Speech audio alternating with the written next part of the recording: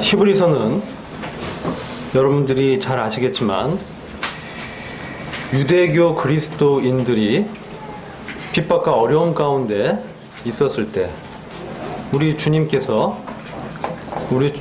하나님의 아들이시고 대제사장 되심을 나타내심으로 그들의 믿음을 격려하고 굳건히 하시고자 쓰신 책입니다.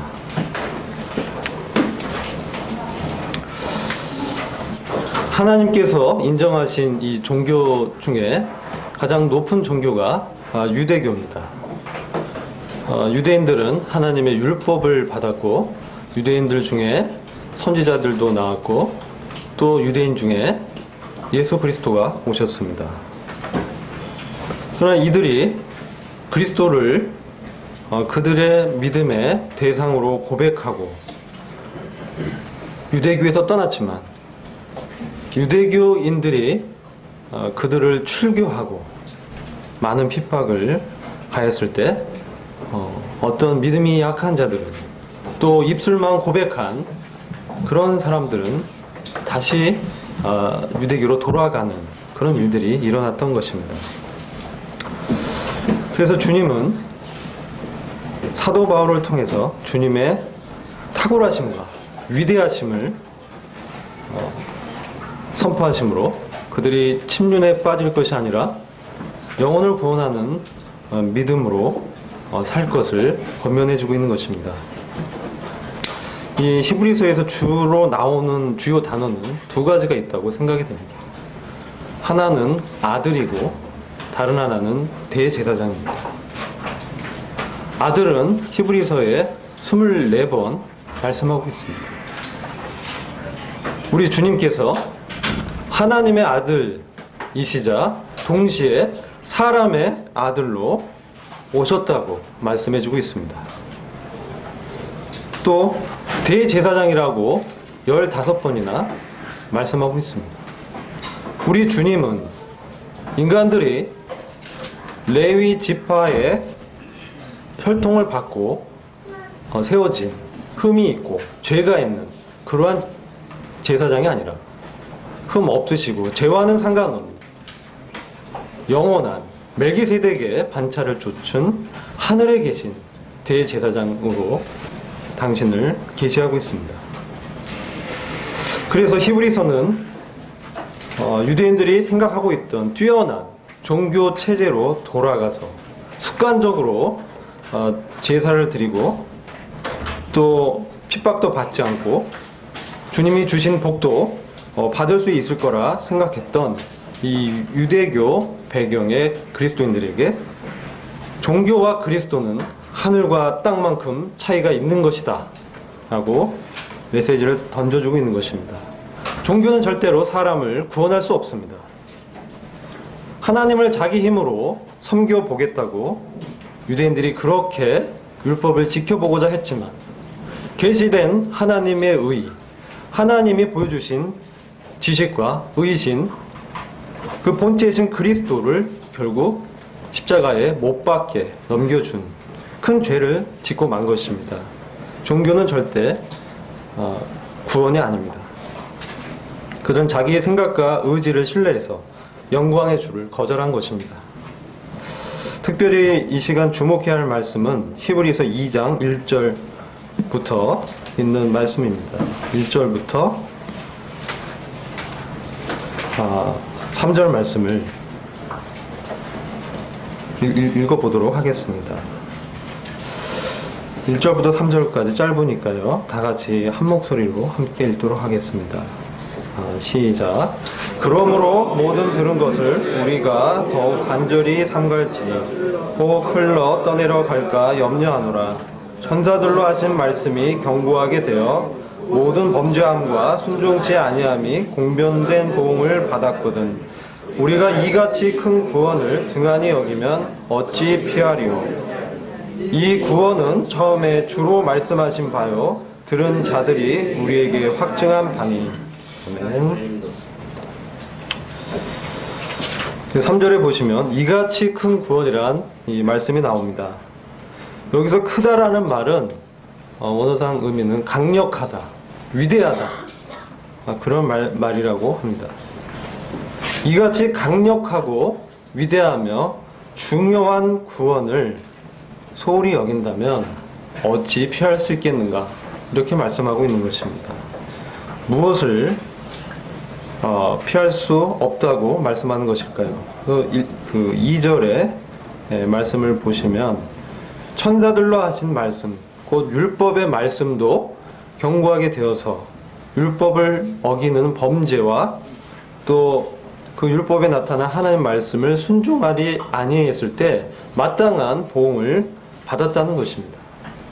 그러나 주님을 통해서 나타난 이같이 크고 위대하고 강력하며 중요한 구원을 소홀히 한다면 사람이 어찌 심판과 손실을 피할 수 있겠는가, 이렇게 말씀하고 있는 것입니다.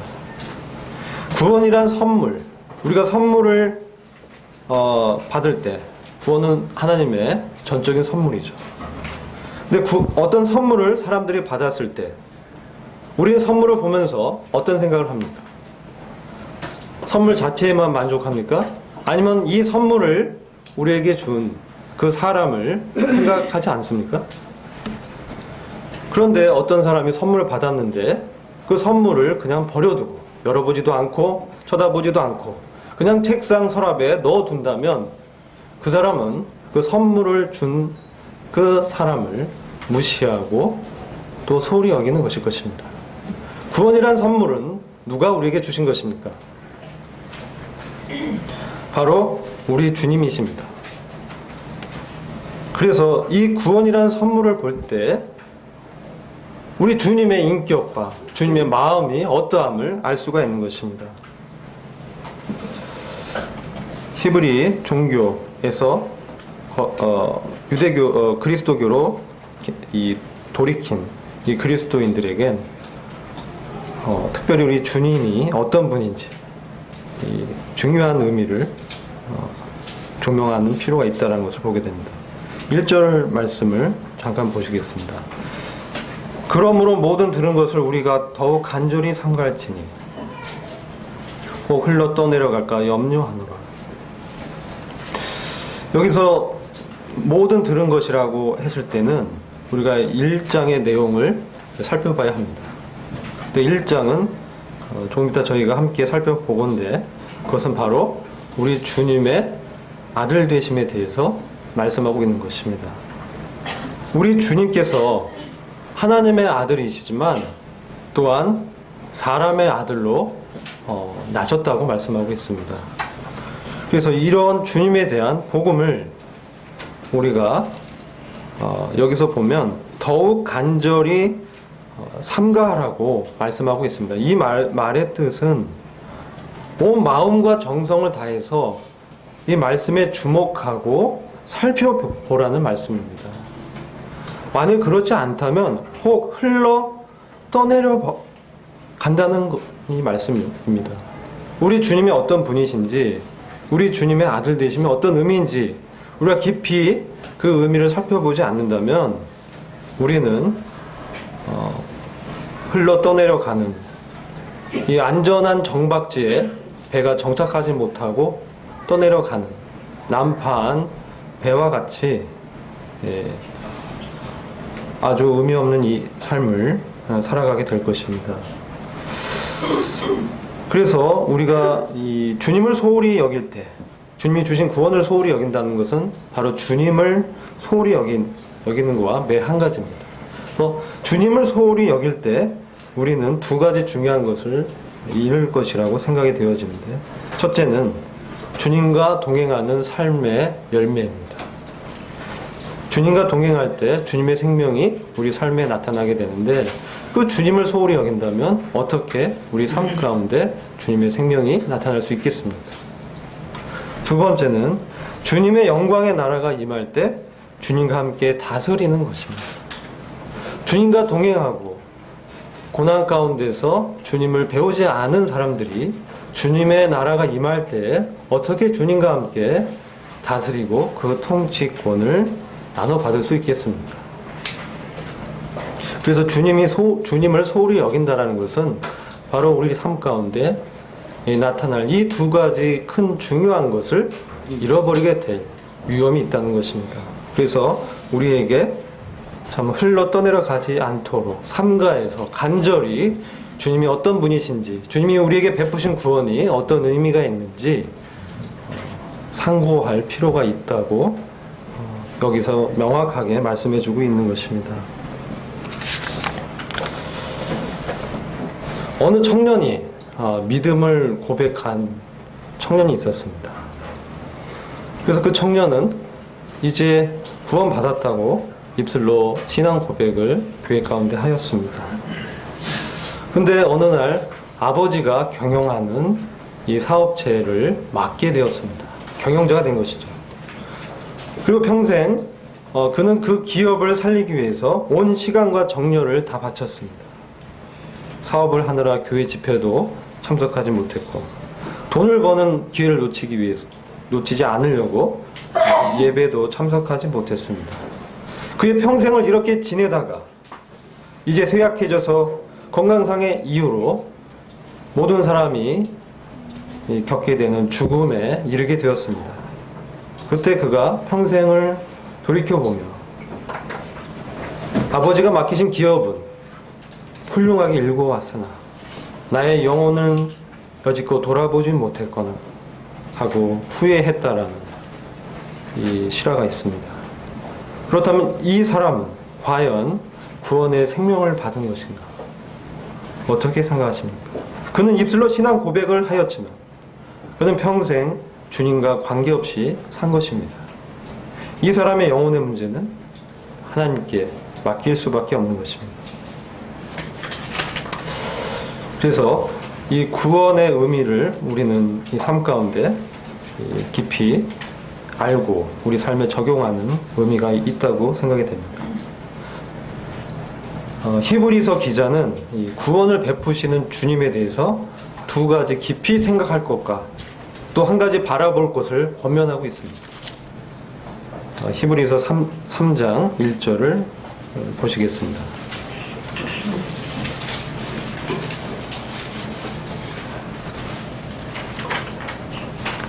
그러므로 함께 하늘의 부르심을 입은 거룩한 형제들아, 우리의 믿는 도리의 사도시며 대제사장이신 예수를 깊이 생각하라.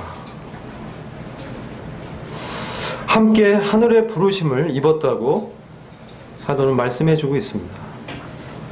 거룩하다고 우리를 부르고 있습니다.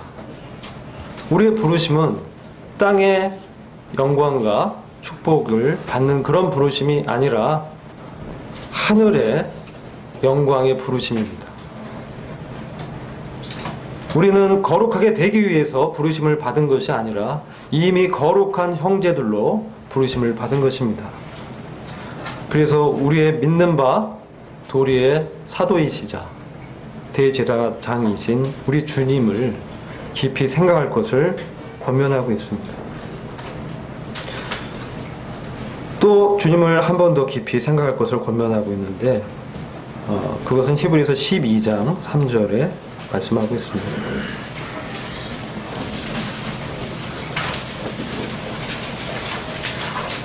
히브리서 12장 3절입니다. 우린 주님을 섬기다가 이 세상에서 경험하게 되는 우리를 둘러싸는 환경의 문제와 사람의 문제에 부딪히게 됩니다.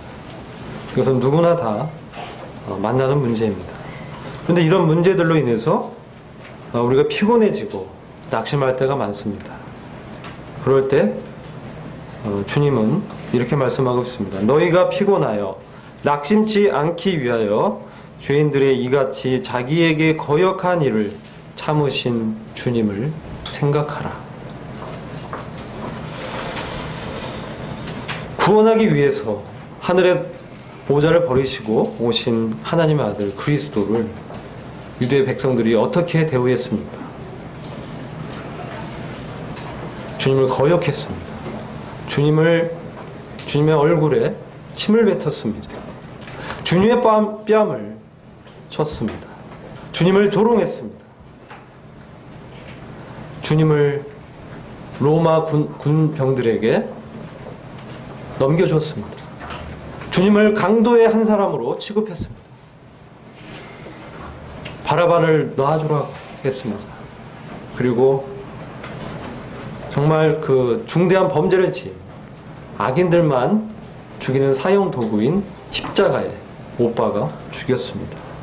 그러나 우리 주님은 자기에게 거역한 일을 주님이 참으셨다라고 말씀하고 있습니다. 그래서 우리가 피곤하고 낙심하게 될 때 죄인들의 이같이 주님을 거역한, 그들을 받으신, 그들을 용납하신 우리 주님을 깊이 생각할 때 우리는 힘을 얻을 수 있는 것입니다. 우리가 당하는 이 고난과 환경이 이미 주님이 경험하셨다는 것입니다. 이기셨다는 것입니다. 또 한 가지 바라보아야 할 것을 말씀하고 있습니다. 그것은 12장 1절과 2절 말씀인데요. 2절 말씀을 읽겠습니다. 믿음의 주여 또 온전케 하시는 이인 예수를 바라보자. 저는 그 앞에 있는 즐거움을 위하여 십자가를 참으사 부끄러움을 개의치 아니하시더니 하나님의 보좌 우편에 앉으셨느니라. 믿음의 주여, 믿음을 시작하신 분이란 말씀입니다. 믿음의 창시자요, 또 온전케 하시는 이 믿음을 완성하시는 분이란 말씀입니다. 우리 주님은 믿음을 우리에게 시작하셨고 또 우리의 믿음을 완성하시는 그런 주님이십니다. 그리고 우리 주님을 바라볼 때 우리는 우리 믿음에 어떠해야 될지, 믿음의 이 본질이 무엇인지 알 수가 있습니다. 저는 그 앞에 있는 즐거움을 위하여 십자가를 참으사 부끄러움을 개의치 아니하셨습니다. 그 앞에 있는 즐거움, 주님을 침뱉고 조롱하고 십자가에서 내려오면 믿어주겠다는 이 사람들의 비난을 참으셨습니다. 그것은 그 앞에 있는 어떤 즐거움 때문에 주님이 참으셨다고 말씀하고 있습니다. 어떤 즐거움일까요? 부끄러움을 개의치 아니하신 그 즐거움. 그것은 지난번에도 제가 말씀드렸지만 그리스도와 공동 상속자인 하나님의 아들들을 얻고자 하는 그 소망 때문에 그러했다는 것입니다. 바로 우리 때문에 우리 주님은 그 비난을 참으셨다는 것입니다. 십자가를 참으셨다는 것입니다. 죄인인 우리를 구원하시기 위해서 우리에게 영원한 생명을 주셔서 하나님의 아들들로 삼으시고자 하나님의 영광의 나라에서 하나님과 함께 통치하는 그 영광에 우리를 참여케 하시기 위해서 주님이 십자가를 참으셨습니다. 자, 이제 이러한 주님에 대해서 우리가 바라보면서 주님이 베푸신 이 강력한 구원, 이 위대한 구원은 어떤 것인지 살펴보고자 합니다. 히브리서 1장 14절입니다.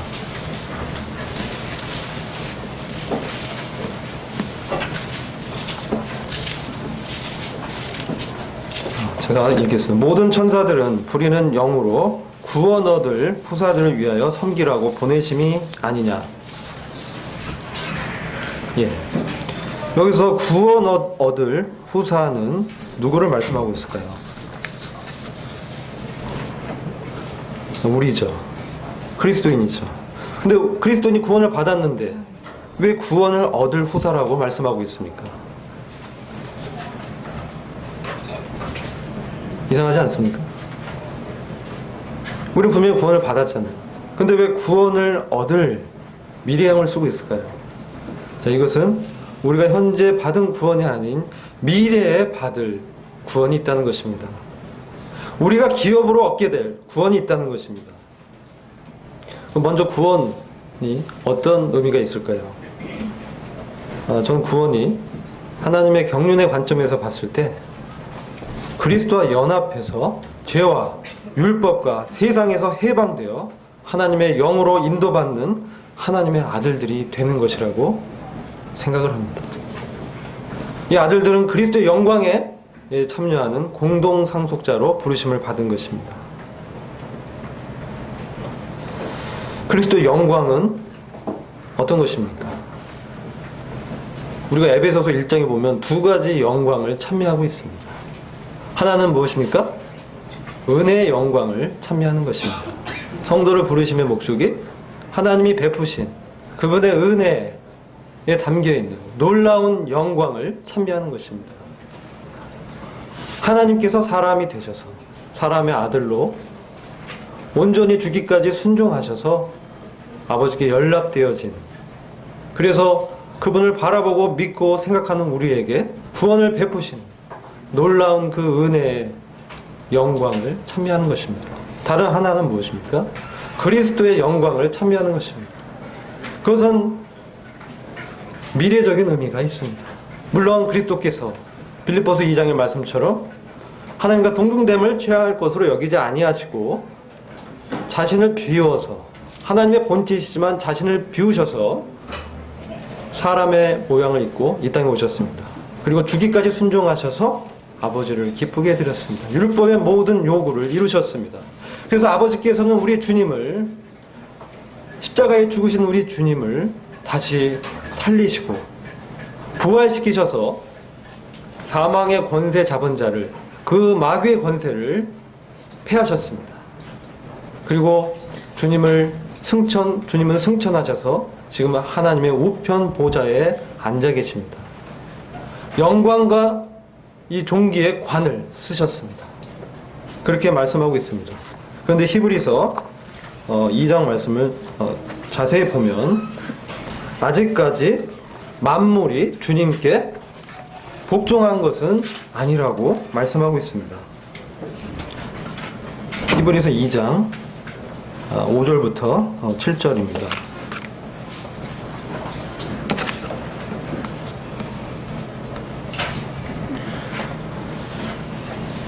제가 읽겠습니다. 히브리서 2장 5절. 하나님이 우리의 말한 바 장차 오는 세상을 천사들에게는 복종케 하심이 아니라 오직 누가 어디 증거하여 가로되 사람이 무엇이간데 주께서 저를 생각하시며 인자가 무엇이간데 주께서 저를 권고하시나이까.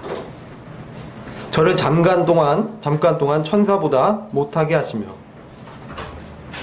이거 시간이란 의미보단 조금, 사람의 몸을 입었기 때문에 조금 천사보다 못하게 하시며 영광과 존귀로 간씌우시며 만물을 그 발 아래 복종케 하셨느니라. 주님이 높아지게 된 것은 만물이 주님의 발 아래 복종케 하시겠다는 하나님의 의지가 있습니다. 만물로 저에게 복종케 하셨을 때 복종치 않은 것이 하나도 없으나 지금 우리가 만물이 아직은 저에게 복종한 것을 보지 못하고 있다고 말씀하고 있습니다. 그럼 언제 이 만물이 주님께 복종하게 됩니까? 그것은 주님이 재림하실 때입니다. 지금 주님께 복종하고 있는 것은 교회입니다. 주님의 성도들입니다. 그리고 천사들의 일부입니다. 아직 세상은 주님께 모두 다 복종하지 않았습니다. 이스라엘 백성이 어떻습니까? 유대인들이 어떻습니까? 아직 메시아를 기다리고 있습니다. 주님은 실패한 정치 지도자라고 여깁니다. 열방들, 이방들은 어떻습니까? 그저 우리 주님이 부처와 같이 또는 공자와 같은 4대 성인의 한 명이라고 생각합니다. 하나님의 아들로 받아들이지 않습니다. 하나님의 능력과 권세에 복종하지 않습니다. 부활을 믿지 않습니다. 예수 그리스도가 하나님의 아들이심을 믿지 않는 것입니다. 어떻게 그들이 믿게 될까요? 하나님을 알지 못하고 복음에 복종하지 아니하는 자들은 주님의 진노의 심판 가운데 굴복하게 될 것입니다. 그것이 시편 말씀에 기록이 되어 있는 것입니다. 시편 110편 말씀과 2편 말씀입니다. 시편 110편 말씀입니다.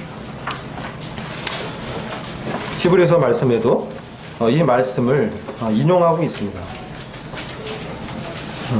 시편 110편 1절입니다. 여호와께서 내 주에게 말씀하시기를 내가 내 원수로 내 발등상 되게 하기까지 너는 내 우편에 앉으라 하셨도다.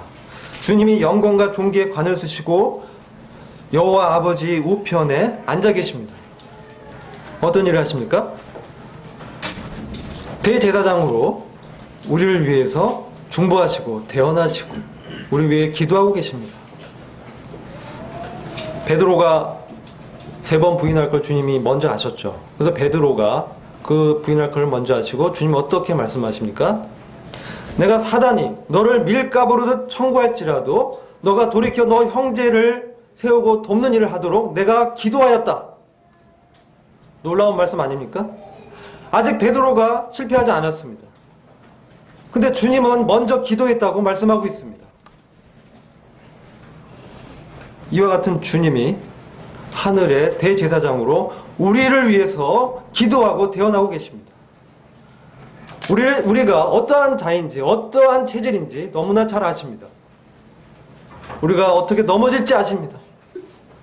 베드로에 대해서는 먼저 기도했다고 말씀하고 있습니다. 우리에 대해서도 마찬가지가 아닐까 그렇게 생각을 합니다. 그래서 지금 우편 보좌에 앉아서 대제사장 대신 그 일을 행하시고 있는 것입니다. 주님은 죄를 사하시고 죄에 대한 모든 그 짐을 다 지시고 죽으셨습니다. 그래서 주님께서는 우리 주님 살리셔서 우편에 앉으셨는데 이것은 주님이 죄를 정결케 하는 일을 마치셨다는 것입니다. 단 한 번에 영원히 완전히 대신속죄 구속의 일을 완성하셨다는 것입니다. 근데 대제사장의 일을 할 때는 하나님 앞에 서 계시는 것입니다. 하나님 앞에 대언하신다 이렇게 말씀하고 있습니다. 이것은 우리의 현재적인 구원을 위한 것입니다. 이제 시편 110장 말씀을 보면 주님이 우편 보좌에 앉아 계실 때 이제 주님의 그 권능의 날이 임하면 주님께서 원수를 다스리는 그런 일들이 있게 되는 것입니다.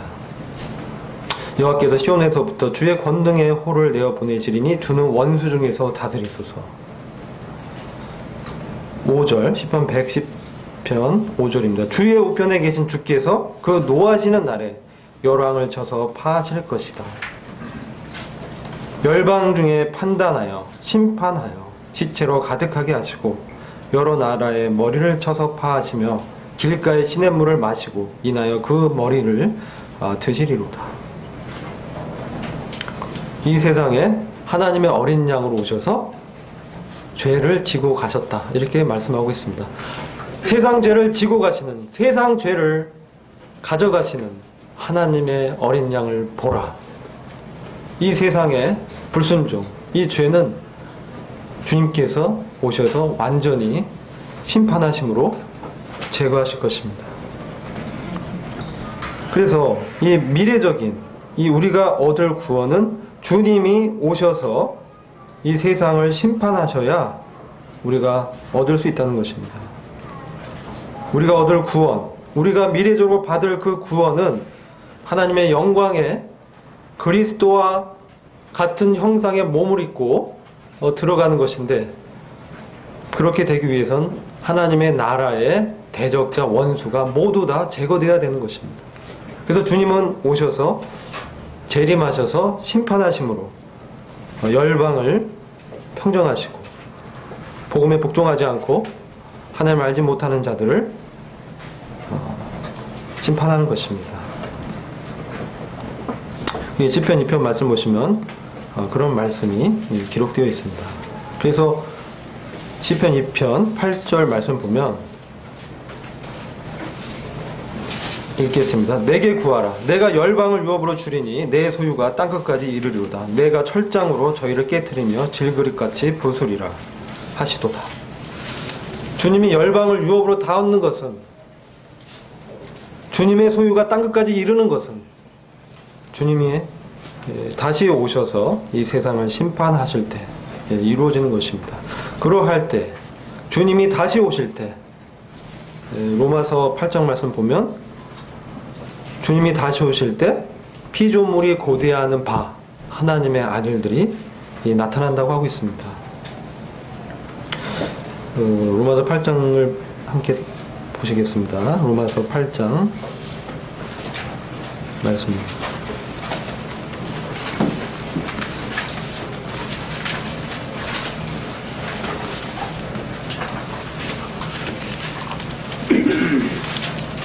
로마서 8장 말씀 보시면 18절 이후로 보면 생각하는데 현재의 고난은 장차 우리에게 나타날 영광과 좋게 비교할 수 없도다. 우리가 장래에 받을 구원의 그 영광과 좋게 비교할 수 없도다. 피조물에 고대하는 바는 하나님의 아들들에 나타나는 것이니 피조물이 허무한데 굴복하는 것은 자기 뜻이 아니오 오직 굴복해 하시는 이로 말미암음이라. 21절 그 바라는 것은 피조물도 썩어짐의 종로로 탄 데서 해방되어 하나님의 자녀들의 영광의 자유에 이르는 것이니라. 그래서 썩어짐의 종로로 탄 데서 해방되어 하나님의 자녀들의 영광의 자유에 어떻게 이릅니까?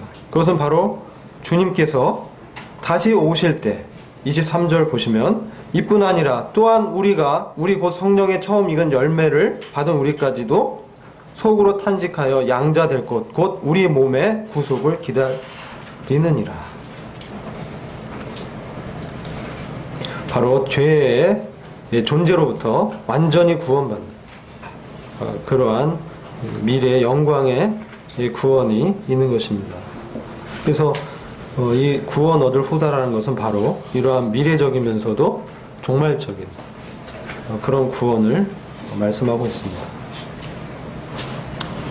그럼 구원은 또 우리가 구원 얻은 구원이 있지 않습니까? 그것은 요한복음 3장의 말씀을 보시면 요한복음 3장 우리가 너무나 잘 아는 말씀입니다. 니고데모와 주님의 대화가 나옵니다. 니고데모가 밤중에 주님을 찾아와서 천국에 주님을 이렇게 대면하죠. 그때 주님이 사람이 천국에 들어가려면 거듭나야 한다. 천국을 보려면 거듭나야 된다. 천국에 들어가려면 불과 성령으로 다시 태어나야 한다. 이 말씀을 하십니다. 니고데모는 이해하지 못했습니다. 어떻게 사람이 한 번 태어났는데 모태로 다시 들어갈 수 있습니까? 그러니까 주님이 너는 유대인의 선생인데 어찌 이 일을 모른다고 하느냐. 이 말씀을 하고 있습니다. 땅에 관한 일을 내가 너에게 말을 할지라도 이와 같이 이해하지 못하는데 하늘에 관한 일을 말한다면 어떻게 너가 또 이해를 하겠느냐. 그래서 우리가 거듭나는 것은 바로 이 말씀의 문자적인 의미는 땅에 관한 영광에 들어가는 것입니다. 우리가 신약에는 우리가 거듭남으로 하나님의 나라의 백성이 된다고 말씀하고 있습니다. 그렇죠? 우리가 거듭남으로 하나님 나라의 백성이 되는 것이다. 우리의 시민권은 하늘에 있다. 그래서 하나님 나라는 두 가지 측면이 있는 것입니다. 하나는 눈에 보이지 않는 하나님의 통치가 있는 그런 하나님의 나라입니다. 그래서 우리가 거듭나고 구원받을 때 하나님의 통치가 우리 가운데 임하는 것입니다. 하나님의 주권에 우리가 순종하는 것입니다. 그런데 눈에 보이는 하나님의 나라가 임할 것입니다. 이스라엘 백성이 기다려온 의가 통치하는 그리스도가 통치하는 바로 그 하나님의 왕국이 있습니다. 하나님의 나라가 있습니다. 근데 눈에 보이는 하나님의 나라나 눈에 보이지 않는 하나님의 통치가 있는 하나님의 나라나 거듭나야 들어가는 것입니다. 이것은 근데 주님이 땅에 관한 일이라고 말씀하고 있는 것입니다. 그리고 주님께서 하늘에 관한 일을 말씀하고 있는데 요한복음 3장 후반부에 보면 우리 주님께서 이 땅에 사람의 몸을 입고 걸어가지만 하늘에 계신 인자라고 말씀하고 있습니다. 그리고 인자가 땅에 들려야 한다고 말씀하고 있습니다. 그래서 모든 사람을 우리 주님께로 인도해야 된다고 말씀하고 있습니다. 이것이 바로 하늘에 관한 일이라고 주님은 말씀하고 있는 것입니다. 그래서 우리가 얻은 구원은 우리가 이 땅에서 하나님의 왕국에 천국에 들어가는 것에 국한되는 것이 아닙니다. 우리가 죄의 사함을 받고 천국에 들어가는 그 자체에 목적이 있는 것이 아닙니다. 그럼 무엇에 목적이 있습니까? 우리 주님처럼 이 땅에 몸을 입고 살지만 하늘에 계신 인자로 아버지와 사귐 가운데 들어가는 것입니다. 그게 바로 거듭남의 진정한 목적입니다.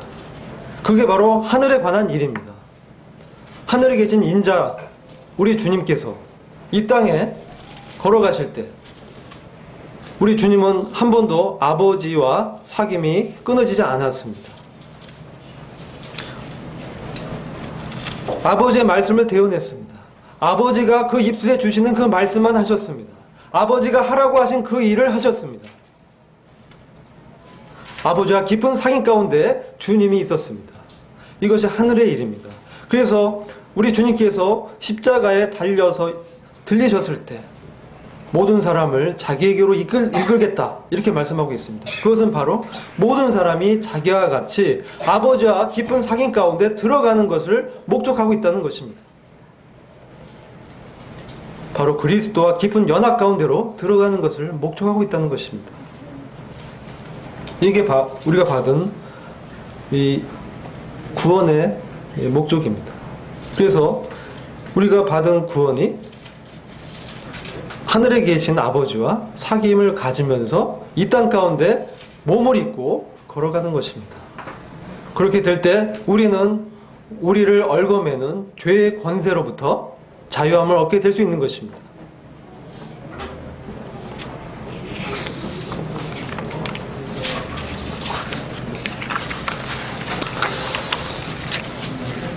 우리가 이렇게 놀라운 그 주님이 베푸신 이 구원을, 그 의미를 분명히 간절히 삼가해서 살펴볼 필요가 있다고 제가 말씀을 드렸습니다.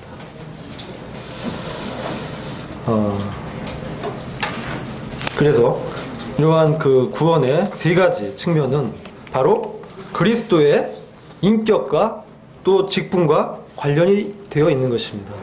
왜냐하면 선물을 베푸는 그 사람은 그 선물을 바라볼 때 그 선물을 베푸는 사람이 어떤 인격인지 어떤 마음인지 우리가 볼 수 있기 때문에 이러한 구원의 측면들을 우리가 바라볼 때 그리스도의 인격이 어떻고 그리스도가 맡은 직분이 어떤 것임을 알 수가 있는 것입니다. 우리는 주님께서 구원을 베푸신 전능자라고 말씀하고 있습니다. 우리 주님은 그분의 어떠함과 또 그분이 하시는 일에 의해서 우리를 구원하셨고 우리를 구원하시고 계시고 장차 우리를 구원하실 것입니다. 주님은 신실하신 전능하신 하나님이십니다. 자, 이제 1장 1절을 보겠습니다. 히브리서 1장 1절입니다. 히브리서 1장은 아들 대신 우리 주님을 보여주고 있습니다.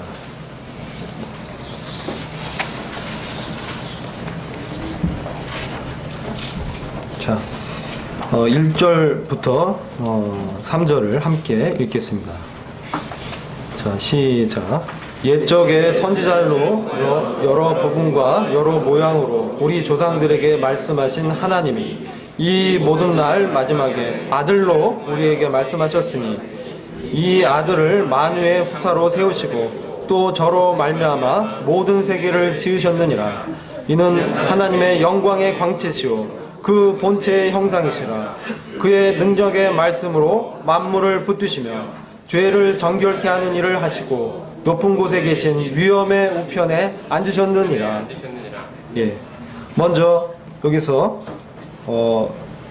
우리 주님을 7가지 측면에서 말씀하고 있습니다. 주님의 아들 되심을 말씀하고 있는데 만물의 후사요, 만물의 상속자요, 만물을 기업으로 받을 자요, 또 주님은 모든 세계를 지으신 창조자라, 또 하나님의 영광의 광채시다, 하나님의 영광을 보여주시는 분이시다, 또 하나님의 본체의 형상이시다, 또 주님은 그의 능력의 말씀으로 만물을 붙들고 계시는 능력의 주님이시다. 주님은 죄를 정결케 하는 일을 이미 하시고 높은 곳에 계신 위엄의 우편에 앉아 계신 분이시다. 우리 주님의 7가지 측면을 여기서 말씀하고 있는데, 특별히 이 만물의 후사에 대해서 제가 교제하고자 합니다. 나머지 있는 시간으로. 근데 그 말씀을 교제하기 전에 우리 주님이 창조주 하나님이시고 만물을 능력의 말씀으로 붙들고 계시고 죄를 정결케 하는 일을 이미 하시고 높은 곳에 계신 위엄의 우편에 앉으셨다고 말씀하고 있습니다. 주님의 드려지심은 염소와 황소에 필요한 것이 아니라 영원하신 하나님의 정결한 피로 하신 것입니다. 그래서 단번에 영원히 죄를 정결케 하시고 더 이상 죄를 위해서 제사를 드림이 없게 하셨습니다. 하나님께서 죄를 자기 몸에 지시고 속죄 염소, 아사셀 염소와 같이 광야 가운데 버려져서 죽임을 당하셨습니다. 무덤에 장사되셨습니다. 하나님의 눈 앞에서 사람들의 죄를 지고 가신 것입니다. 사람들의 죄를 폐하신 것입니다. 사람들의 죄를 하나님의 눈앞에서 다른 곳으로 치워버렸다. 이런 말씀입니다. 그래서 우리 안에 여전히 예쁜 성으로 역사하는 죄의 세력이 있지만 우리는 믿음이라는 것은 하나님이 보시는 관점을 취하는 것입니다. 하나님께서는 이미 우리 주님께서 십자가에서 죽으실 때 우리도 함께 죄에 대해서 죽었다고 말씀하고 있는 것입니다. 그래서 우리는 죄로부터 더 이상 죄가 우리를 다스릴 수 없습니다. 우리는 죄로부터 자유하여 주님을 섬길, 의의 종으로 섬길 자유가 있는 것입니다. 그래서 우리 주님이 죄를 정결케 하시고 이미 위엄의 우편에 앉았다라고 말씀하고 있는 것입니다. 그 일은 그쳤다는 것입니다. 그래서 두 번째 오실 때는 죄와 상관없이 자기를 바라보는 자들을 구원하러 오시는 것입니다. 네, 이제 남은 시간은 이 아들을 만물의 후사로 세웠다. 이 말씀을 함께 보고 마치도록 하겠습니다. 만물의 후사, 만물을 상속받을 사람. 하나님께서는 천지를 창조하신 하나님이신데 어떻게 만물을 하나님의 아들이 상속받을 수 있을까요? 네? 하나님은 이미 천지를 창조하신 하나님이십니다. 우리 주님은 하나님이십니다. 근데 왜 만물을 주님이 나중에 상속받아야 된다고 말씀하고 있는 것입니까? 이것은 사람의 아들로 상속을 받는 것을 말씀하고 있는 것입니다. 우리를 위해서 주님이 만물을 기업으로 받을 후사로 세워졌다고 말씀하고 있는 것입니다. 우리가 그리스도 안에 있을 때 우리 장차 만물을 주님과 함께 기업으로 받게 될 것입니다. 너무나 놀라운 말씀입니다. 주님이 지금 인내로 견디고 있다는 것입니다. 주님은 만물을 창조하신 분인데 사람의 아들로 오셔서 이제 승천해서 하나님 우편 보좌에 앉아 계신데 우리를 위해서 태어나시고 우리를 중보하시는 대제사장으로 일을 하고 계신데 인내하고 기다리고 계시는 것입니다. 만물을 함께 다스리고 유업으로 얻을 하나님의 아들들을 기대하고 계신 것입니다. 주님의 즐거움이 거기에 있습니다.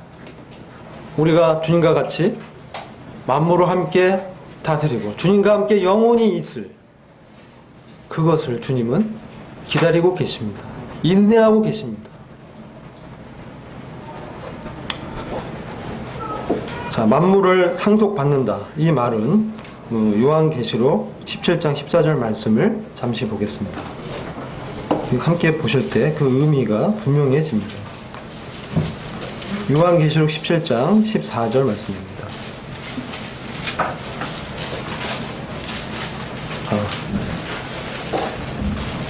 죄송합니다. 요한계시록 17장 14절은 이따가 보시고요. 21장 7절을 먼저 보시겠습니다. 21장 7절입니다. 자, 거기 보시면 이기는 자는 이것들을 유업으로 얻으리라. 나는 저의 하나님이 되고 그는 내 아들이 되리라. 아멘. 여기 이것들을 유업으로 얻는다. 이것들은 이 위에 보시면 만물을 새롭게 하노라, 이 새하늘과 새 땅을 말씀하시는데 새롭게 된 만물을 주님이 유업을 얻게 하시겠다. 누구에게? 이기는 자에게.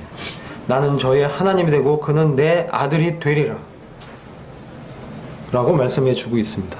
요한이 말하는 이긴다라는 것은 바울이 말할 때는 믿는다라는 것입니다. 믿는다. 그래서 요한일서 5장을 보시면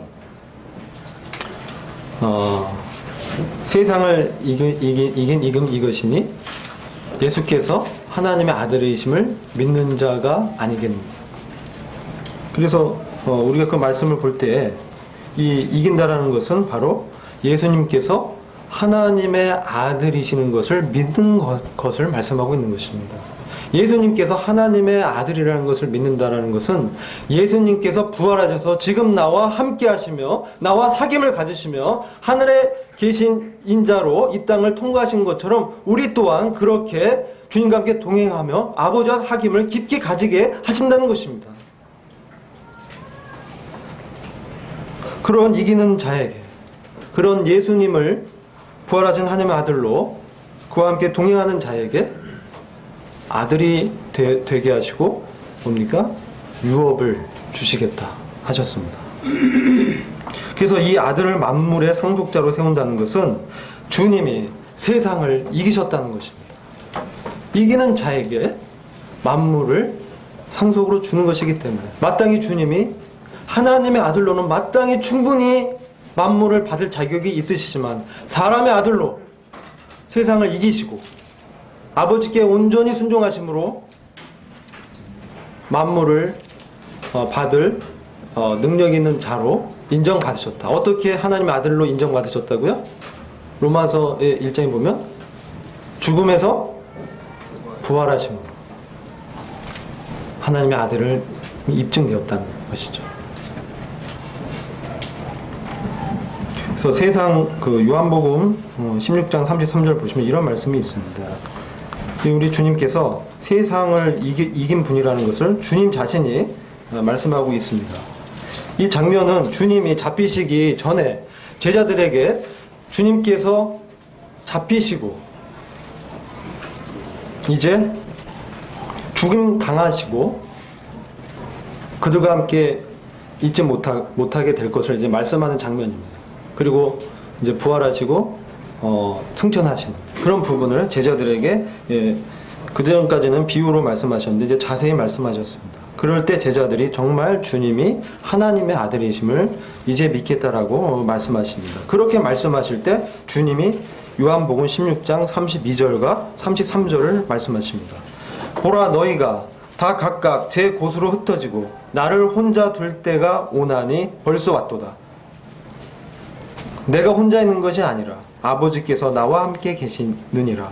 이것을 너희에게 이름은 너희로 내 안에서 평안을 누리게 하려 함이라. 이것을 너희에게 이름은 너희로 내 안에서 평안을 누리게 하려 함이라. 세상에서는 너희가 환난을 당하나 담대하라. 내가 세상을 이겨노라 하시니라. 이 말씀을 보면 이 말씀 전에 주님이 하나님의 아들이라 하나님께로서 나오신 것을 우리가 믿습니다라고 제자들 고백합니다. 제자들 믿음을 고백했습니다. 예수께서 대답하시되 이제는 너희가 믿느냐? 보라 너희가 다 각각 제 곳으로 흩어지고 나를 혼자 둘 때가 오나니 벌써 왔도다. 주님을 따랐던 제자들이 이제 주님을 버려두고 다 주님을 떠날 때가 왔다라고 말씀하고 있는 것입니다. 믿음을 고백하는 제자들에게 제자들이 이와 같이 주님을 버리고 갈 것을 예언하십니다. 그런데 주님이 이 세상을 이기신 것은 32절 보면 내가 혼자 있는 것이 아니다. 아버지께서 나와 함께 계시느니라. 이 말씀을 하십니다. 너희들이 나를 다 버리고 떠나고 나를 배반할지언정 너희는 내 안에서 평안을 누려라. 너희는 내 안에서 평안을 누려라. 왜냐하면 나는 이미 다 알고 있다. 너희가 나를 배반하고 떠날 것을 나는 다 알고 있다. 그래서 내가 기도하고 있다. 내가 이미 세상을 이겼다.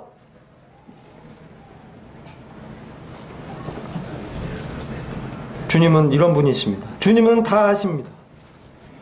이것을 말씀하신 이유도 제자들이 그것을 실족해서 주님을 버리고 떠난 것에 자괴감에 빠져서 주님께로 돌아오지 못할까봐, 평안을 놓칠까봐 그들에게 너희가 내 안에서 평안을 누리게 하기 위해서 내가 너에게 말해주는 것이다. 장래일을 말해주는 것이죠. 그들의 운명을 말씀해주는 거죠. 그러면서 두려워 말라. 내가 세상을 이겼다. 내가 너와 세상 끝까지 함께하겠다. 이렇게 말씀하고 있는 것입니다. 그래서 주님은 사람의 아들로 오셔서 아버지와 깊은 사귐 가운데 계셨기 때문에 이 시험을 이기셨다는 거예요. 아버지와 깊은 사귐 가운데 있을 때 아버지로부터 주님은 평안을 누리시는 것입니다. 그를 따라갔던 제자들이 배반하고 다 떠나도 주님 혼자 계신 것이 아닙니다. 우리를 따르고 우리와 친하고 우리와 관계면에서 친한 사람들이 우리를 어렵게 하고 배반하고 떠날 때가 있습니다. 주님 먼저 경험하셨습니다. 그래서 주님은 우리를 위로하실 수 있습니다. 시험을 당했지만 죄는 없으시느니라. 시험을 다 당하셨습니다. 마귀로부터 3가지 시험을 당하셨습니다. 그렇죠? 돌을 떡으로 만들어라. 이것은 육체의 정욕에 관한 시험입니다. 그리고 뛰어내려 봐라. 이것은 이생의 자랑에 대한 것입니다. 세상의 영광을 보여주는 안목의 시험도 주님이 다 감당하셨습니다. 그래서 주님은 우리의 연약함을 다 경험하셨습니다. 그래서 우리가 어떤 체질인지 다 아십니다. 우리를 동정하십니다. 우리의 깊은 연약을 아십니다. 그래서 우리가 주님과 깊은 사귐 가운데 들어갈 때 이 세상의 이 시험은 우리가 이기는 것입니다. 무엇을 이기죠? 주님과 함께 있다는 그 믿음으로 우리가 이기는 것입니다. 그래서 말씀을 마치고자 합니다. 요한일서 5장 4절, 5절 말씀을 함께 읽고 마치겠습니다.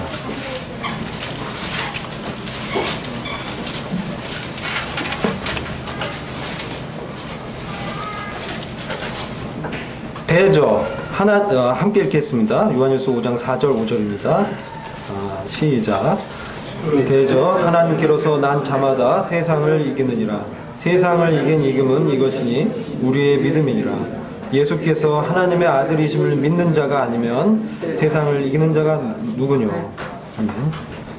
주님께서 부활하신 주님으로 나와 동행하시며 그분의 인격이 어떠함을 보여주십니다. 그분의 아들 되심이 어떠함을 보여주십니다. 주님은 하나님이시며 만물의 상속자로 구원의 능력이십니다. 엘샤다이 하나님이십니다. 이 주님을 전적으로 신뢰하고 믿는 것이 세상을 이기는 유일한 길이며 주님이 가신 길이고 이것이 영생입니다. 우리가 이 세상을 할 때 지치고 많이 힘듭니다. 그러나 죄인들의 자신을 거절하신 것을 참으신 우리 주님을 바라보고 깊이 생각하는 그런 자들이 되기를 원합니다. 기도하고 마치겠습니다. 주님 감사합니다. 오늘 말씀을 통해서 주님이 하나님의 아들이시고 또 하나님의 본체시지만 인간으로 오셔서 사람의 아들로 온전히 순종하심으로 만물의 산속자가 되시고 우리를 그 하늘의 영광의 부르심으로 부르시고 우리와 동행하시고 우리가 시험 당할 때 함께 하시며 이기게 하시는 놀라운 주님이심을 말씀해 주셔서 감사합니다. 이 주님과 동행하며 살 수 있는 이 놀라운 은혜를 베푸신 우리 주님을 찬양합니다. 주 예수 그리스도의 귀하신 이름으로 기도했습니다. 아멘.